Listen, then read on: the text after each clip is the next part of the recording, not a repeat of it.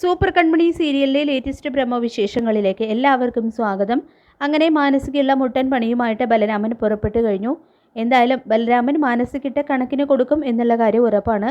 കൺമണിയെ ദ്രോഹിക്കുന്ന മാനസികിട്ട് കൺമണിയുടെ കയ്യിൽ നിന്നും കിട്ടിയില്ലെങ്കിലും വേറൊരാൾ അതിന് പകരം ചെയ്യാണ്. എന്തായാലും മാനസയുടെ പദ്ധതിയൊക്കെ പാളിപ്പോകാൻ പോവാണ്. ഇനി മാനസ എന്തു ചെയ്യുമെന്നറിയില്ല. പൂങ്കിണ്ണീര് ഒഴുക്കിക്കൊണ്ട് ബലരാമൻ്റെ കാല് പിടിക്കുമായിരിക്കും. ബലരാമന് ആരുടെയും കണ്ണീര് കണ്ടാൽ സഹിക്കാൻ കഴിയില്ല എന്നുള്ള കാര്യം സുമിത്ര പറഞ്ഞത് മാനസിക്ക് നന്നായിട്ട് അറിയാം.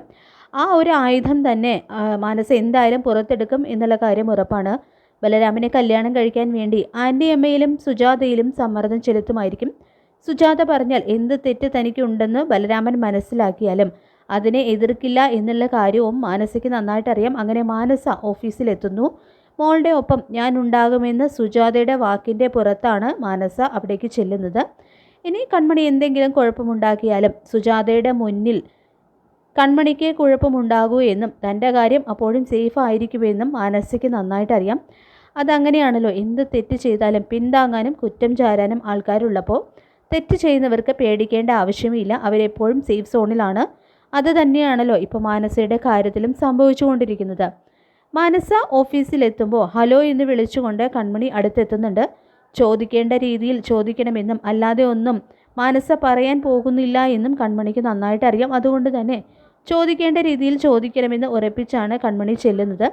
മാനസയോട് ചോദ്യങ്ങൾ ചോദിക്കാവുന്ന രീതിയിൽ അവൾ വളർന്നു കഴിഞ്ഞല്ലോ. വരുൺ എന്ന് പറഞ്ഞ സാധനം ഒരിക്കലും നന്നാവാനൊന്നും പോകുന്നില്ല. അയാൾ ജീവിതകാലം മുഴുവൻ ഈ ഫ്രോഡ് പരിപാടികൾ നടത്തുകയും കിട്ടേണ്ടത് എപ്പോഴും കിട്ടിക്കൊണ്ടിരിക്കുകയും ചെയ്യും.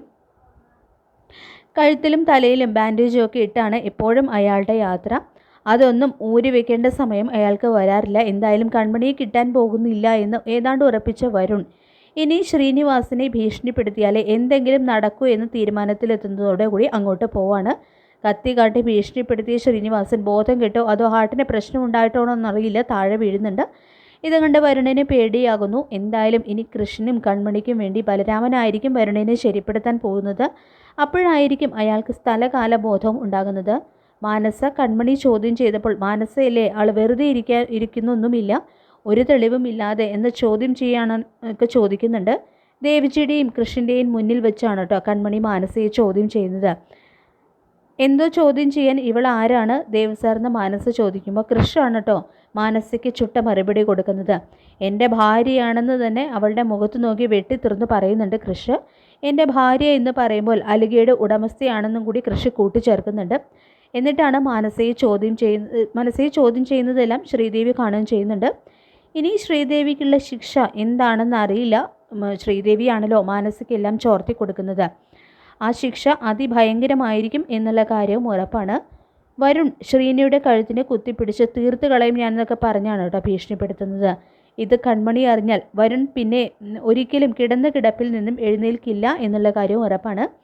അങ്ങനെ സൂപ്പർ കൺമണി സീരിയലിൻ്റെ വരാൻ പോകുന്ന ത്രില്ലിംഗ് ആയിട്ടുള്ള ഭാഗത്തിനായിട്ട് നമുക്ക് കാത്തിരിക്കാം. ഈ റിവ്യൂ ഇഷ്ടപ്പെട്ടെങ്കിൽ ലൈക്ക് ചെയ്യുക, ചാനൽ കൊണ്ട് ഇന്ന് സബ്സ്ക്രൈബ് ചെയ്ത് സപ്പോർട്ട് ചെയ്യുക. താങ്ക്